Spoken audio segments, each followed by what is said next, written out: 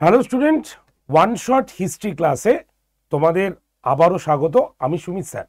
আর এই one shot হিস্ট্রিতে আজকের বিষয়বস্তু হলো ইতিহাসের যতগুলো গুরুত্বপূর্ণ এরা বা অব্দ রয়েছে তার একটি ছোট্ট লিস্ট তোমাদের সামনে দিয়ে দেব এই 2 মিনিটের মধ্যেই। তো এই অব্দগুলোর সাল তোমাদের পরীক্ষার জন্য মারাত্মকভাবে ইম্পর্ট্যান্ট। তাই 2 মিনিট হিস্ট্রি ক্লাসে ইতিহাসের সমস্ত অব্দ বা এরাগুলো তুমি একসঙ্গে পেয়ে যাচ্ছ এই ওয়ান শট হিস্ট্রি ক্লাসে। তো চলো দেখে নেওয়া যাক আজকের ওয়ান শট হিস্ট্রিতে কি রয়েছে অব্দ হিসাবে। নাম্বার 1, প্রথমেই বিক্রমাব্দ বা বিক্রম যুগ, যেটা 56 খ্রিস্টপূর্বাব্দে শুরু হয়েছিল। 2 নম্বরে শক যুগ, যাকে আমরা শক এরা বলি, সেটা 78 খ্রিস্টাব্দে হয়েছিল।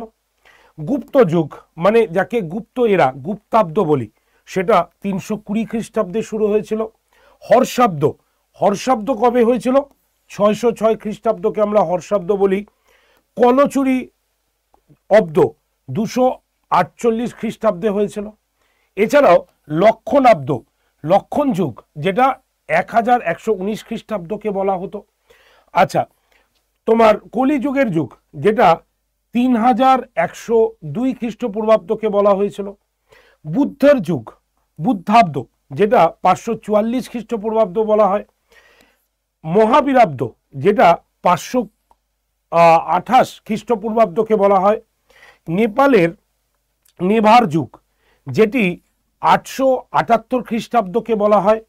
কেরলের কোল্লাম যুগ, যেটা 825 খ্রিস্টাব্দে হয়েছিল বলে ধরা হয়। এবং বিক্রমাব্দ, যেটি ষষ্ঠ বিক্রমাদিত্য চালু করেছিল, বিক্রমাব্দ, সেটা 1075, কোনো কোনো বইতে 1076 খ্রিস্টাব্দ লেখা থাকে। এই হচ্ছে 12টি গুরুত্বপূর্ণ যুগের তালিকা, যেগুলোর সাল পরীক্ষার জন্য তোমাদের ভীষণভাবে ইম্পর্ট্যান্ট। এরকমভাবেই তোমাদের ক্রমাগত আমি বিভিন্ন ইতিহাসের ইম্পর্টেন্ট জায়গাগুলো 2 মিনিটের ক্লাসে নিয়ে আসবো। তাই প্রত্যেকে সেশনটিকে লাইক, শেয়ার এবং চ্যানেলটিকে সাবস্ক্রাইব করতে ভুলো না। ওকে, থ্যাংক ইউ। দেখা হচ্ছে নেক্সট সেশন।